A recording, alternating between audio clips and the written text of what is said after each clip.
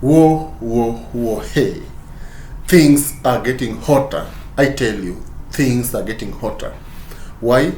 Today Raila held this rally at Kamukunji, and of course, 7 shocking demands that Raila told Kenyans, the demands Raila announced today, are shocking. Folks, before I go on, let me take this time by saying hi to you. I believe you're doing well wherever you are. And of course, if you're new here, take your time, subscribe. We meet here always. Now sit back, grab a cup of coffee, and of course, listen to this. So, today's big question is, why these tough demands? Yeah? What is Baba up to? Today, Raila is demanding this from Kenya Kwanza. It is saying that he wants them be done within 2 weeks.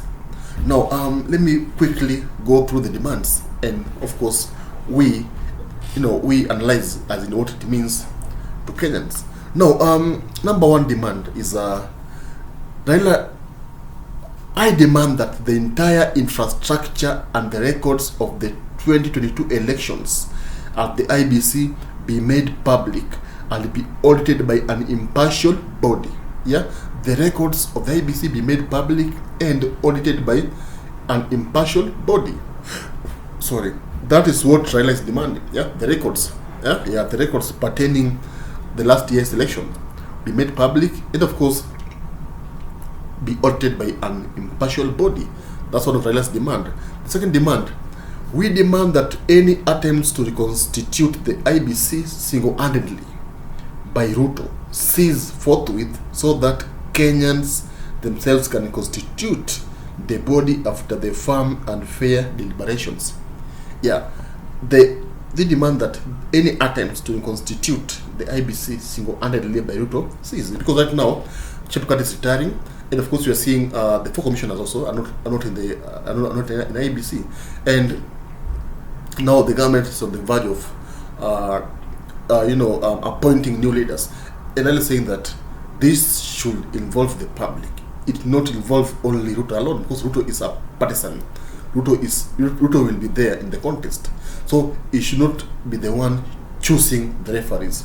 The third demand, we reject the empty promises made and being made by the UDA regime, and call on Kenyans to reject the punitive policies that are making life unbearable.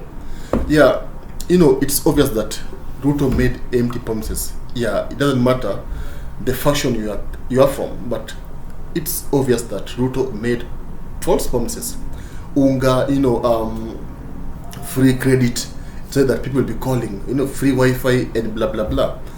And of course, nothing of this is happening. Yeah, so it's saying that they reject the empty promises that, of course, are making life unbearable. Yeah, increasing the taxes in the pretext of trying to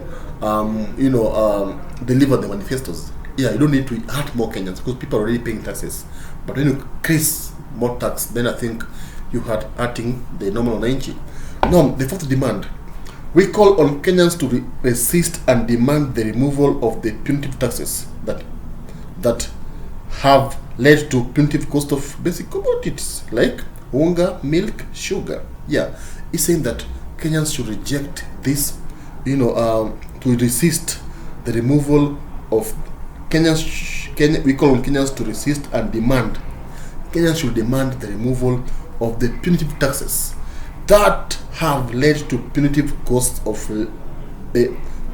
basic commodities. Yeah, the tax that right now people are paying a lot of money. Like even the M-Pesa, I think the government wants to impose tax on M-Pesa. Yeah, transaction, and also food and other sort of things. Of course, this has led to the increase, like led to high cost of living, because right now for you to buy unga, you have to pay a lot of money. For you to buy sugar, you have to pay a lot of money. So even transportation, the transport sector is also suffering. Now, the fifth demand is, from today, we call on every Kenyan buying electricity to take a keen look at the statement and see how much of their money actually goes into tokens and taxes. I think I'll do that. I'll do this today. Yeah, if you, of course, you pay electricity. Yeah, it's saying that you look at the message, like you take a keen look at the message from, M-Pesa or from the Kenya Power, and look at the taxes that are being charged there. Yeah, it's trying to insinuate that the government has imposed tax on electricity too. Now, the demand is that we demand the Kenya Kwanza resigns, as it has neither the mandate nor the ability. It's saying that Ruto should resign because it did not win fairly. At the same time, it does not know how to govern Kenya. It did not win fairly, and at the same time, it does not know how to govern Kenya. The last demand, we ask our people to say no to UDA regime. Yeah, say no to UDM regime. So, folks, those are the demands that Raila was today unveiled to the public. And of course, the question we're asking ourselves is like, what do you think about them? It's obvious that Raila Odinga is not happy. He's not happy man because he feels that his victory was stolen from him. He was kicked out by Chebukati. Of course, they came up with some figures that shows that he was number one and Ruto was number two. So he demands his victory back. Now, I've been talking about USA, UK in all this. Yeah, it's obvious that Raila accused USA and UK of conspiring with Ruto and Chebukati to rig him out. Yeah, so I believe that. I think the question I need to ask you, my viewer, do you think these demands have got something to do with superpowers or the foreign powers there? Do you believe so? Do you believe America is now tired or is not happy with Ruto? Because Raila has been blaming Americans, of hating Ruto's presidency. Do you believe Americans are the ones who are funding or are inciting Raila Odinga to remove Ruto from office? Do you think it's a deal gone sour, like mission, like whatever they agreed with Ruto is not what is now happening? Or do you believe Raila is just wants to do it on his own? That's a question I pose to you guys, because things are moving fast, and of course we are yet to witness more drama. So those are the shocking demands that Raila made today after South Africa visit, and we are yet to hear what Ruto will say. Of course, I expect insults from Kenya Kwanza, Gachagua. They know the dirty mouth Gachagua. I expect him to insult Raila Odinga. We know that it's politics, it's propaganda. So, folks, subscribe there. Tell me what you think about the demands. Do you think they're realistic? And do you think the government will meet these demands? Do you think so? Tell me what you think. And of course, I'll be glad to answer you back. Thank you for watching. See you soon in the next video.